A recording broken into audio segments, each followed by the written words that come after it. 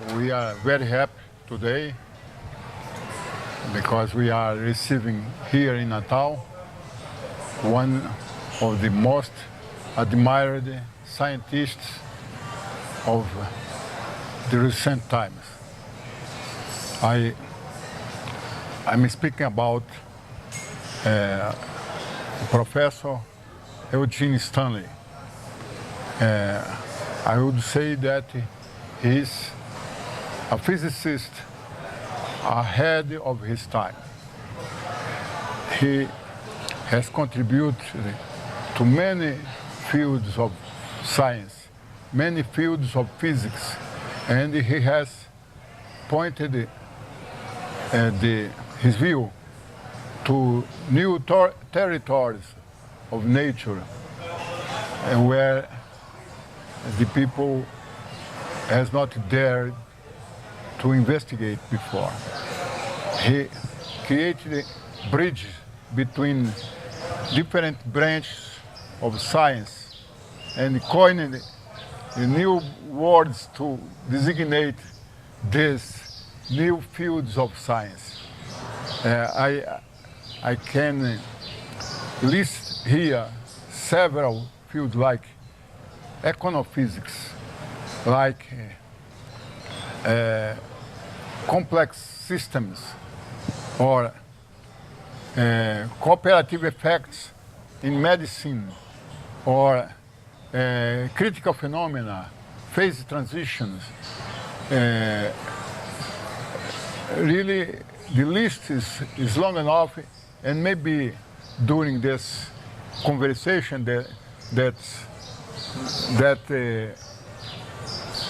conversation among friends, we are going to try to receive the insights from Eugene about all these subjects.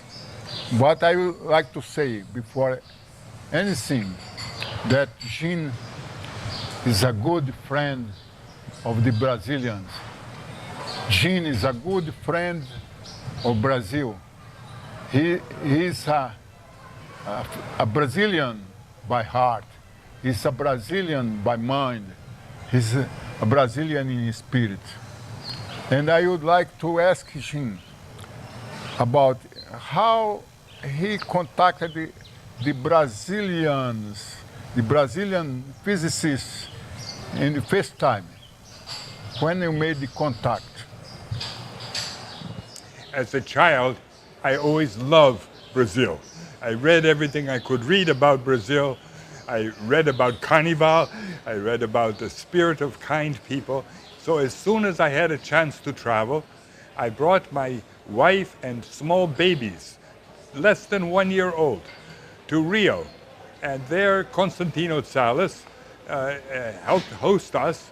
And this is when I completely fell in love with Brazil, because Brazilian people help us in every way. With 2 babies, they lift the babies into the bus. They lift the babies on the shoulders. They did everything to be so nice to us. And even Constantino took us to a rehearsal of the samba dance group called Mangueira.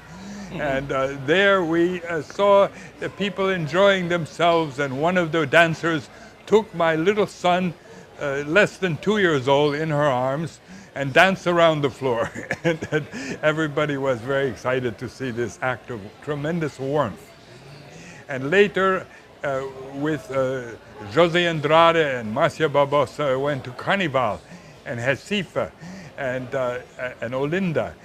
And there saw the Brazilian people with these wonderful floats, and I even was a leader of one of the dragons, one of the animals. And so I learned that Brazil people are not only serious scientists, but they know how to live the life to the fullest. I admire this. I've had many Brazilian students and visitors, and I've never regretted any of them. 2 of them are beside me, Professor Luciano da Silva and Professor Liacir Lucena. Gene, I remember maybe you, I don't know if you have forgotten, but maybe you have been in Rio before, because you have been invited to the Brazilian Symposium on Theoretical Physics I think that it was in 1978 in Rio. Yeah, Invited by Erasmo Ferreira. that's right. That's right. Yeah. That's why I was there. You're right. Yes, That's why I yes, was there. yes. And I can tell also that I met you in 1976 because I went to get a PhD at Boston University. Yes. At that time, you came from the Massachusetts Institute of Technology, the MIT. And it was amazing because you have been invited, but you brought to BU the whole group. Yes. Many people came with you. You invited other people, and you brought all the associates you have at MIT. I remember Bill Klein, Rama Bansal, I remember Ken Rothschild, and his students. Sid Redner, and Peter Reynolds, Yes. and Hisao Nakanishi. Right. It was a good injection in the physics department of BU. Yes. And you changed the nature of the university because at that time, BU it was a university that has a strong point in human science. Yes. It was most known as a university that was very strong in human science, in law science, and humanistics. And I remember that the people told me, here is the university where Martin Luther King has graduated. But after your arrival, the profile of the university has changed to natural science. And now it's a strong player in this field of natural science, essentially in physics. Can you tell something about that? Oh, very simple. If you have people who want to do science, they will do it because science is not that difficult if you want to do it. And therefore, good work began to come out of Boston University, and therefore good students start to come, like you, and postdocs and other professors, and it's relatively straightforward. And science is one of the most enjoyable things to do, so there was a spirit. Everyone is happy. No one is trying to kill each other, as in some places, was not overly competitive. And so we have a good time. Remember many parties and things like this. Gene, can you tell me about the comparison about Brazilian visitor, Brazilian student, where the rest of the world? Yes, of course. In my opinion, all students are the same independent of country. Not all students are the same because some really want to work, some really want to play, some want to do both. And usually I'm one who likes to do both. And Brazil people like to do both. And frequently they are the most successful because if you do only work, you stop after a while. Life is not worth it. Independent of religion, independent of definitely independent of religion and country and everything else. political. That's right. Of course, the way you play may depend on country. Brazilian people love to dance, and and German people probably don't dance as much. So this is a difference. But for science, it's how to say it's like heaven. You know, people are all the same, and they all are confronting the same problems and try to solve it. Other point, Gene. Tomorrow, you are going to receive the title of Doctor Honoris Causa from our university. Yes, I am very pleased by this. Yes, and all of us at UFRN, the Federal University of Rio Grande do Norte, we are happy because the university will grow with your participation in our high level. in our scenario. And I have to be honest, I have to say that we have done a lot in favor of our university. I remember here, and I was reading here a report from a newspaper from São Paulo, Folha de São Paulo, in 1999, April 3, 1999, where, in which some reports asked you in Boston how you can help to implement here in Natal the International Center for Complex Systems. This was an idea that was born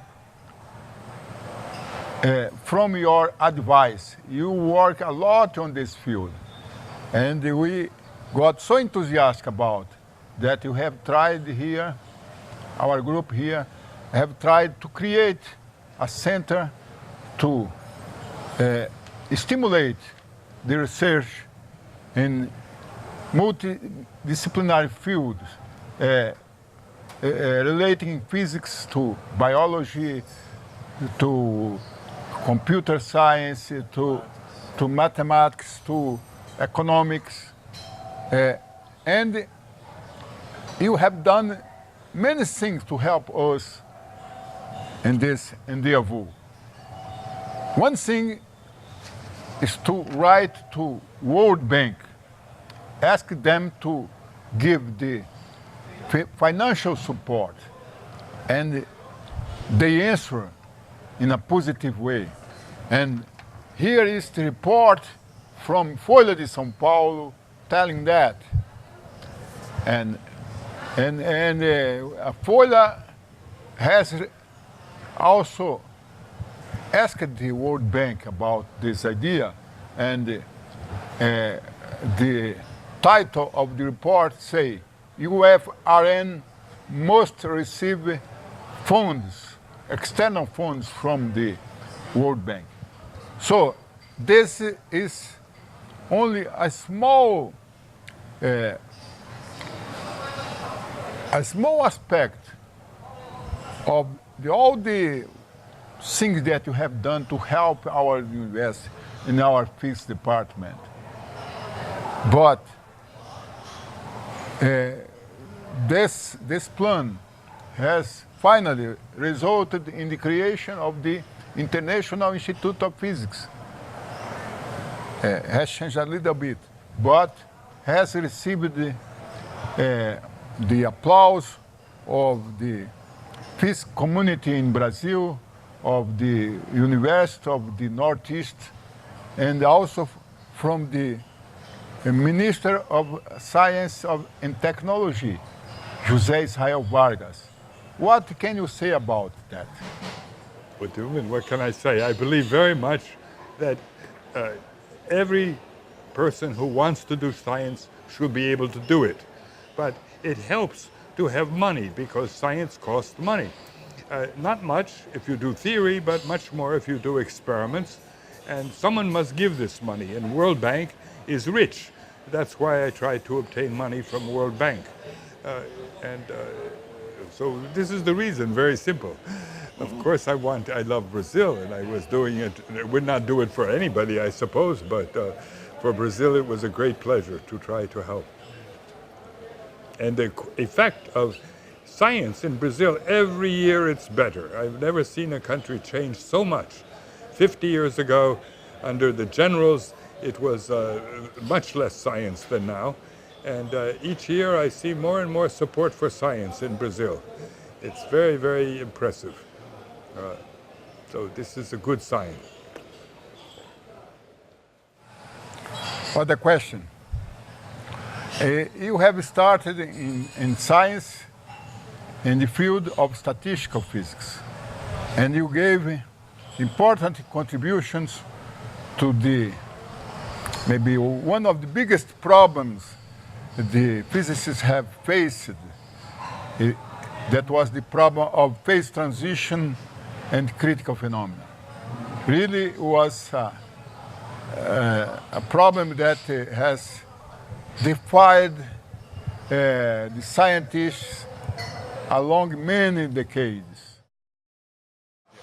And you gave seminar contributions. Maybe the final thing, the final solution came in the 70s, in the year 70s. But can you comment about the importance of this problem in science and in physics? Yes, I can comment. Phase transitions is an extremely difficult problem to understand because suddenly a substance changed from one form to the other. When you make the coffee, the water suddenly becomes steam, is no longer liquid. How can this be? How can it be also so predictable? Exactly 100 Celsius, it's no more water, it's steam. And this is a big problem to understand because there is no method in physics to describe such abrupt phase transitions. And in this period you refer to, many scientists from all over the world, including Brazil, tried to understand this problem. I was only a graduate student at the beginning and a postdoc at the end of the period you mentioned, but in fact phase transition research is still going on because many different materials exhibit phase transitions, not only water from liquid to gas, but other transitions too. And so this is therefore a field that's attracted people from all different disciplines and all different motivations to understand. And it's also a fun field. We have many conferences, and people know each other. It's a little bit like children having a good time together when they meet. And the meeting here in Natal is an example of that. If you look at all the people greeting each other, it's clear that people really love each other. And even though they may be competing to be the first to solve some detailed problem, they know that they have to be honest because there is no room for dishonesty in science. This is not like some fields where if you are clever and a little dishonest, you can make a profit. But there's no way to do that in science because people know what you did. And you have to publish it openly. And if you did not publish it, then you cannot claim you already did it because it's no proof. And so I think this is one of the joys of doing science, to face problems that seem to have no solution and to work together or in competition with other people all over the world, including Brazil, and try to make some progress. Gene, one of the more important prize is the Boltzmann medal. Yes. You won the Boltzmann medal in what year you won? Good question. I have to remember. My question is, can you talk a little bit for us what represents for the science, for the scientist, this medal? No, what represent for science? This medal, what important, what importance of this medal you won? There are two extreme answers. One answer is very simple. It means nothing. It's just a recognition, but it's done by human beings, and human beings make mistakes, and they have friends, and they have enemies. So I was fortunate to be a friend that year in 2004. It means 12 years ago. However, the other answer is that in science, some people really are lucky or work hard or both and make a progress where others did not. And therefore, a medal to recognize this progress is very nice because it encourages other people that they can do it also. It's because people know that I am not any smarter than anybody else.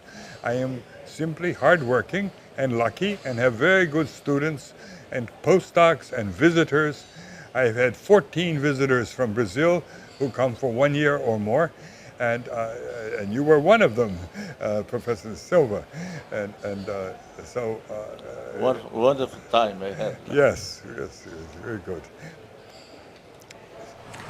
Gene, what advice can you give to young students that are beginning to walk in That's science? a good question, a very good question. So my advice is very simple.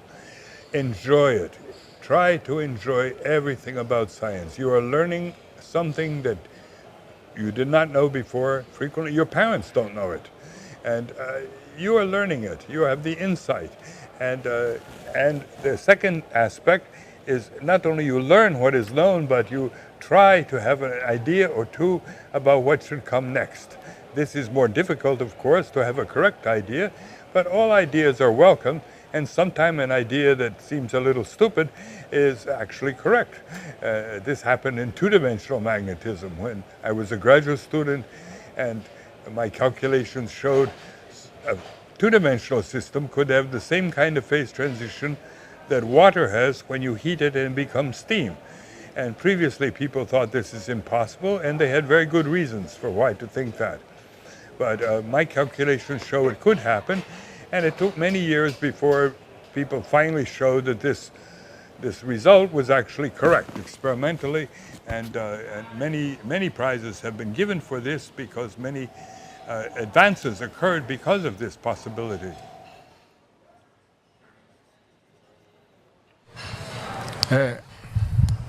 Taking advantage of your presence here, I want to ask you more questions.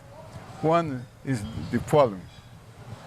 You make a strong bet in a new field that was an association of physics and biology, also between physics and medicine. Even this was done when nobody believed on that. And you have paid a price, but your bet later on get as result a huge branch of science. That's correct. Can you say something about that? Yes. To students especially, never be afraid to be wrong. And you say the things that were correct. But I know, and most people know, that I have done many things that seemed correct when I did them, and others thought they were correct, but in fact, in the end, were not correct. They were simply wrong. And I am not ashamed of this, because if you try to have new ideas, obviously some of them will be wrong. Very few people could have ideas, all of which were correct. This would be some kind of genius, and I am not a genius. I just like new ideas. So I think this is what students should know, that it's a little like athletics and sports. We all develop skills in sports, and then we compete against others, and at the end we all hug each other and say, good for you, congratulations Liacir, you played a good game, and congratulations Luciano, you were fantastic today. And because we know that each person does his best, but sometimes one person happens to be the lucky one who pushed the ball right into the goal. So I think this is something that students, if they think of science as like sports, it's a great experience. But you got big success, huge success. No. Like in polymers, like in calculation. But in athletics, you can have big yes. success also. Like in computer simulation. Economy. Like in economy. But and you coined the word econophysics. That's now right. Is a big field, and in between yes. physics and economics. But I would like that you make a comment about that. Okay. As Marcia Barbosa once said publicly, when everybody in a field of science is looking one place, sometimes I look in another place. And guess what? Sometimes there's nothing there. Usually there is nothing there. And people say, why does he look the other way? And occasionally, very rarely, but occasionally there is something there. It's not that I'm more creative, it's just that I look for things where others were not yet looking, And sometimes you're lucky, very lucky. Nothing too special. Maybe the student wants to know how many books did you? No, this is just No? a number. Just a number, means nothing. No, something like 20. About, You know, yeah. We speak about book. It's necessary only one to prove the huge contribution that he gave to the Phase transition. physics and to statistical physics. Yes. It's the classical book about phase transition critical This phenomena. is a classical, I Yes. agree. I studied that book, and it still is the best book on this matter. But thank you for saying that. I give class here with your book. Yes, you're right. However, what to say? To enter these new fields, and there is a book with a brilliant Brazilian from Natal named Grande Viswanathan, who's here at this conference. In fact, he is the chief organizer. And what Gandhi did with his collaborators for his PhD thesis with our group was to ask a question about how animals look for food. Why does that matter how they look for food? Because many animals, particularly birds, spend almost all their time looking for food. They are not flying around like I might be if I had a helicopter and just look at the beach, look at this, look at that. They are looking for food. And what formula do they use to look for food? Do they just go back and forth like a television screen or military marching, or do they do something else? And what Gandhi Viswanathan discovered was using real data, not using just hypothesis, is that they follow a very particular kind of trajectory, which made a whole new field and even led to a book, which he is the first author of, published by Cambridge University Press, and called The Physics of Foraging. Foraging is the word that means looking for something. And it applies not only to birds looking for food, but to police looking for a lost child in the woods, or anybody else looking for something. And so he made a big advance on that when he was a graduate student. And the students who may be listening to this should know that you also can make a big advance while you're a student. It's not so difficult. You mainly have to ask questions. And when the answer is not there, instead of to say, oh, well, go on to something else, you have to say why the answer is not there. And maybe you can get the answer. If you can, you will be as famous as Gandhi Viswanathan became. Well, thank you for this kind explanation. And I'd like to hear more from you about the possible applications of physics in medicine. I know that you have worked in several branches of medicine, like Alzheimer, like... Medicine have two extreme opposite parts. One is treating people who are sick. That's what we all care about. If I am sick, I want part of medicine that will treat me and make me healthy again. But the other part is trying to understand why I am sick. And because if we understand why I am sick, then it may be more easy to find a cure. And so how to find out medical research deals with this question. And medical research can be performed by anyone, not just physician. Physician knows how to cure people, of course. I would not go to a physicist if I am sick and want to be better. That would be crazy. But in terms of understanding what makes me sick, it's not clear who knows. So there's a big effort now all over the world to mix people from different backgrounds. For example, in why I'm sick, like Alzheimer, to mix physicians who know the details of Alzheimer with physicists who do not know the details, but they can ask questions about what is causing Alzheimer's. And if we know what is causing it, maybe it's a little easier to find a cure.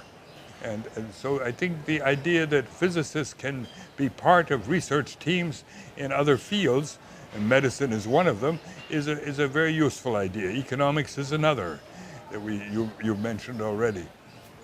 Economics is treated by a field called economics, but it's mostly mathematics. And physicists are mostly empirical, observing and asking, can we understand this? And we all know the stock market goes up and goes down unpredictably, but we can understand properties of this fluctuation if we examine the data very carefully and take seriously the data and don't just call it noise. So this is an example where physicists can collaborate with specialists from another field and make some progress. I think you work with correlations in JDA, in heartbeat. That's right. That's another question. Correlations means if a correlation means if one thing happened, another thing is more likely to happen. For example, if the sky becomes dark and you hear some thunder, it's more likely to rain than on a beautiful day like today where the sky is blue and I don't think anybody expects it will rain. So correlations in medicine are very important because if a person begins to show to get sick, there are signs of this and you can take steps to prevent the sickness from coming. So in our case, we found some correlations in heart rates, and it's easy to explain this because when you go to the doctor or hospital, the nurse measures your pulse.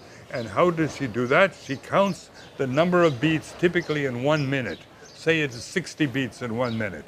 And she writes down 60. And the doctor sees that this is okay, this is normal. But there is more information if the nurse could tell the exact time interval between each beat. The average time interval, if there are 60 beats in 1 minute, is obviously 1 second between beats because there are 60 seconds in a minute. And this information is already useful, otherwise people would not do it. But there is additional information which is the exact time between successive beats. And it's not exactly 1 second. The heart does not just beat like a metronome in music for a piano player, but instead there are little fluctuations. And these little tiny fluctuations we are not aware of because we have to measure them very carefully to even know they exist. But if we measure them, we find out that there is a correlation. If I have one interval that's big, the next interval is more likely to be a little small. And we can predict exactly this correlation. And if you have a healthy heart, this correlation is one way. If you have an unhealthy heart, not healthy heart, the correlation is another way. So this can be very useful for diagnosis. And the same true of many other things, where correlation is an extra concept that medicine does not normally get involved in, shall we say. It's too complex. Wonderful, Gene.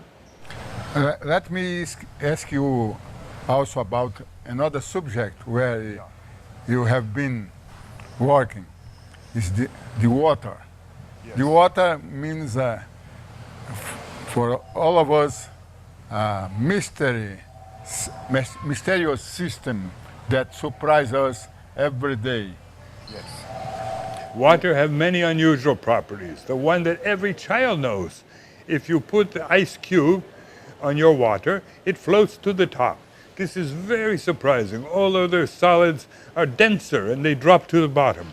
And this is very important that it floats because the lakes do not freeze at the bottom, but they freeze at the top. And this allowed life to evolve inside the oceans, inside the lakes, even through the winter.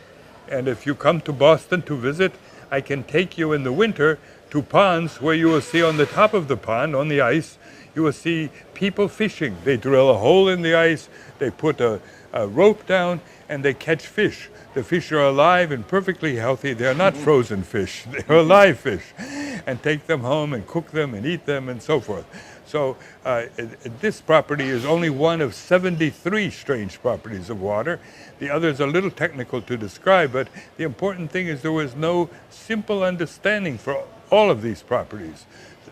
Some, like the floating to the top of ice, could be understood, but many others could not. So there was a need to understand. And I was fortunate that I collaborated with people while I was on sabbatical with Eugene in Paris and with José Teixeira, which is a Portuguese name because he was from Lisboa. We worked on trying to understand these phenomena. And that was many years ago. That was in 79. So by subtraction, that's 37 years.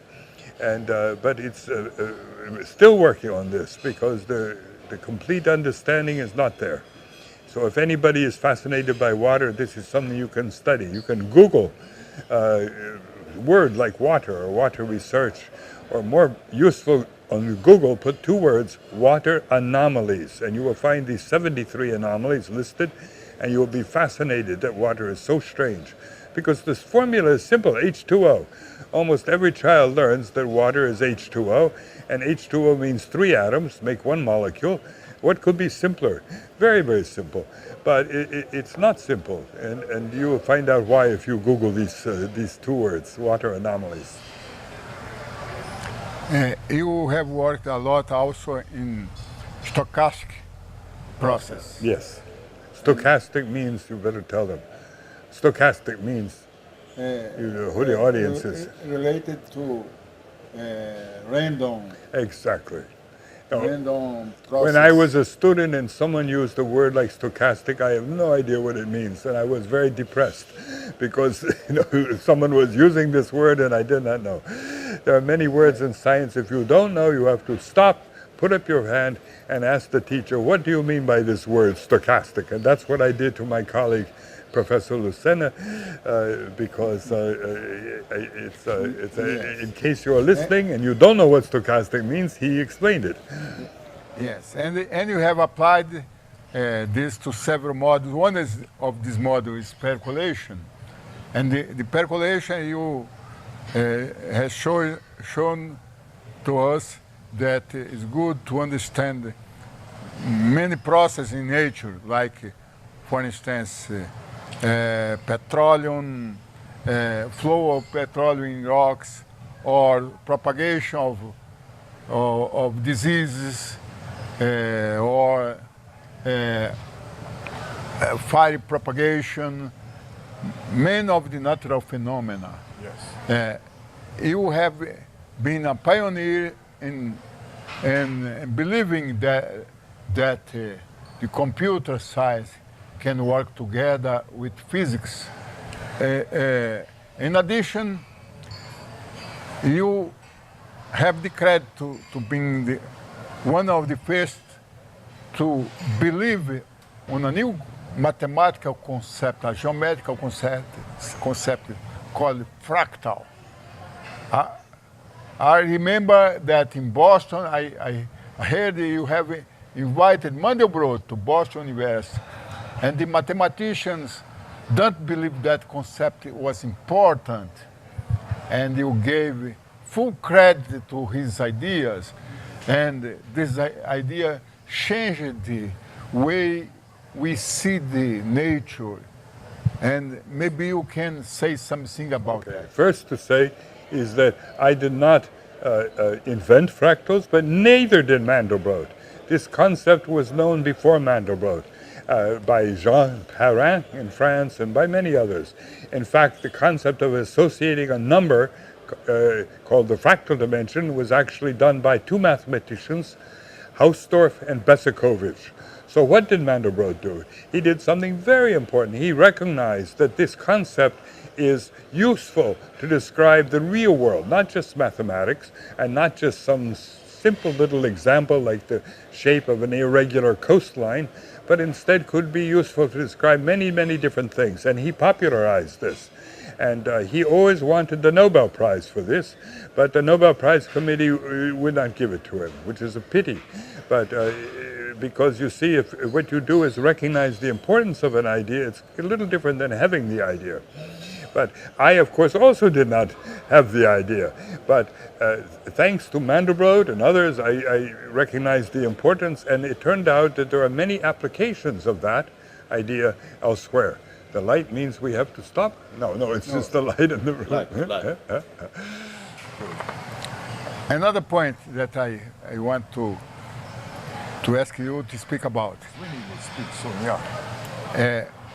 Also, you gave strong contributions to the field of physics education, science education. Yes, that's very important. And you have been responsible for several projects that have trained and have stimulated new professors, new teachers, new students. How important is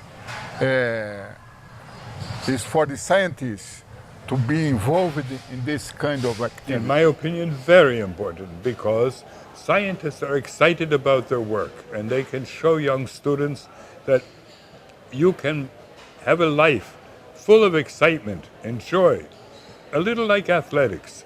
Many people would love to be a famous athletic star because everyone loves you, you compete, you're on television and so forth. Science a little like this. We are not on television, of course, but we enjoy what we are doing. We are playing, but we are being paid to do play, and sometimes paid very well, especially if we make an invention. You can become incredibly rich. A few scientists do this. I did not, but if you do, you will not regret that. Just like a few athletic people become very rich because they were very good in athletics and some team will pay them $1 million or something just to play a game for them. And science is a little like that. If you are lucky, you make an invention, you are paid $1 million just for playing, just because you happen to see something that no one else had seen yet. And so this is a very exciting reason to play with science. Young children usually love science. Later, they may not like it. And one of the reasons is that people tell them science is hard. This is not true if you start early and you stick with it. If you quit and don't do anything for a few years, then it may be more difficult to come back. And so I think doing science is a great way to spend your life. Also, science is very involved with other people, just as athletics is. If you're on an athletic team, you bond with the other members of the team. And similarly in science, you bond with the people in your research group. And I can say for myself that I love the people I work with, every one of them, and I keep a contact all the life with these people. And it's a kind of eternal bond. Not a marriage, as we don't make children, but we may make scientific children. And so I have many grandchildren and even some great-grandchildren in science. And this is very, very nice. It's nice when you can love the people you work with. And I do this. And many scientists do this, not only me. Many scientists really love the people they work with.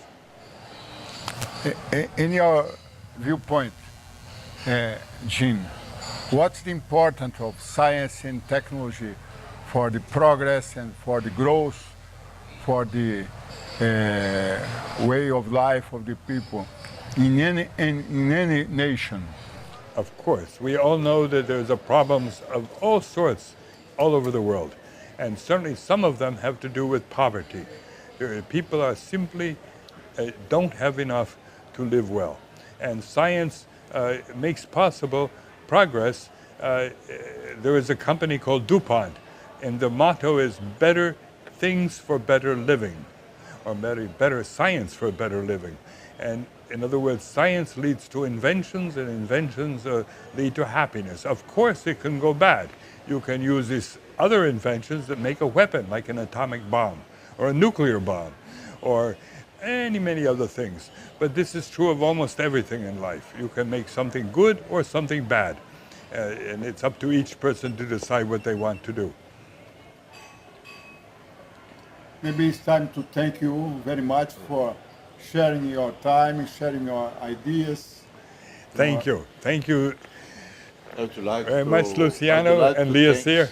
I'd like to thank Salsa, and I'd like to say, like Liacir said, one of my best time I had in my life was when I was in Boston. Indeed, I plan to go back sometime. I welcome you both back. Anytime you can come. It would be fantastic. Because indeed it's a nice place to live and to work. To work. And nice people. Mostly nice people. Of course, there are bad people everywhere, but we don't have obliged to work with them. Thank you so much. Good. Thank you. Thank you. Thank you, Luciano. Very nice. Our new Finito. doctor, Honoris Causa from Yeah. UFRN. And if we are not in 8 minutes for Harry Swinney's talk, we won't Yes. even get into the room. Sure. Because he is a very, very good Yes, lecturer. yes, I And know a very popular and very smart. He should get the Dr. Honoris Causa, not me. Vamos sair correndo.